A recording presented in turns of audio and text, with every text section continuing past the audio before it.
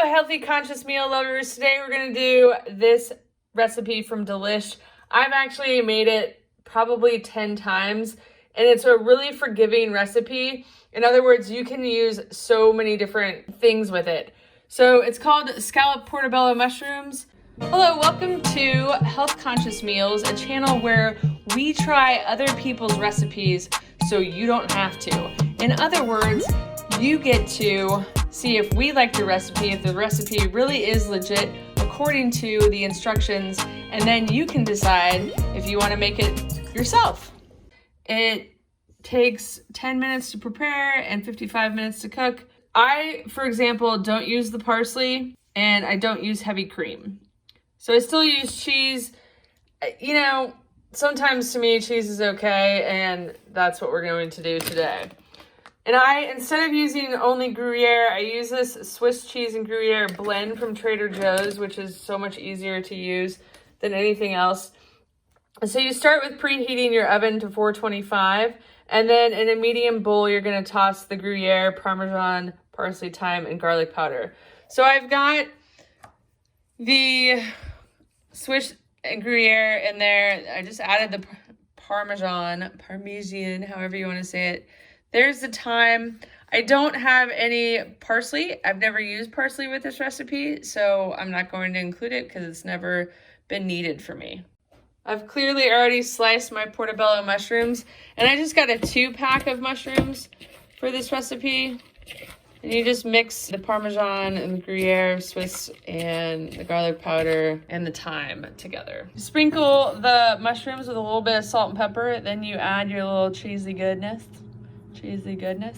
Then you want to take mushrooms again. I try to change the direction from the one below, just so hopefully that it's cooking evenly. Put that right there. Then sometimes you might have to break up the mushrooms so that they fit. And then we'll salt and pepper again. I dumped a lot of salt that time, so that wasn't favorable, but oh well.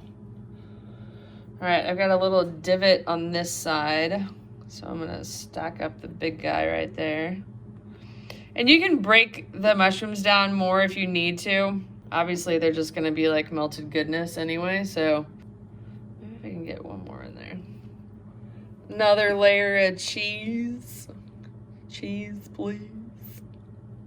This is where it would tell you to pour the heavy cream over the top, but I literally just finished it off with the rest of the cheese mixture. I didn't put any more salt in there or on top of the mushrooms because I already put too much on the lower layer.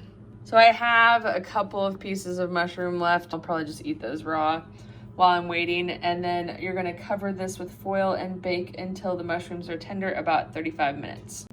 I topped it with a little more shredded Parmesan cheese because I had a block of Parmesan that I bought for another recipe, and I was like, that can work well there. But that gives you a nice side view now of what it looks like, and we'll do a side view when we take it out. In she goes, and my house is about to smell freaking fantastic. 35 minutes later, let's take a look. It's piping hot. It is reduced down in size. It's about half the size that it was. Now it says on the recipe that you can pour off the additional liquid and then broil it, but I don't ever really find a need for that. But you definitely want to wait for it to cool down, and you can pour off some of the liquid if you want.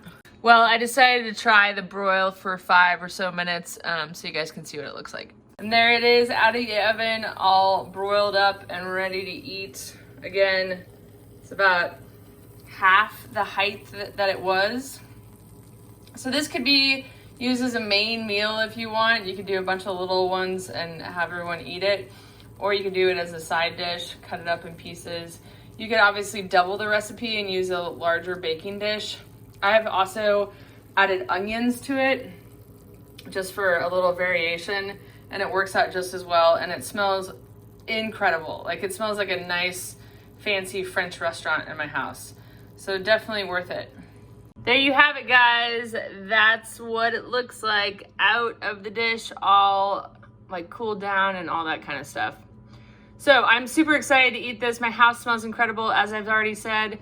Thank you so much for watching. If you have any comments, please leave them in the comment section below, and I'll include a link to the original recipe in the description of this video. We'll see you next time.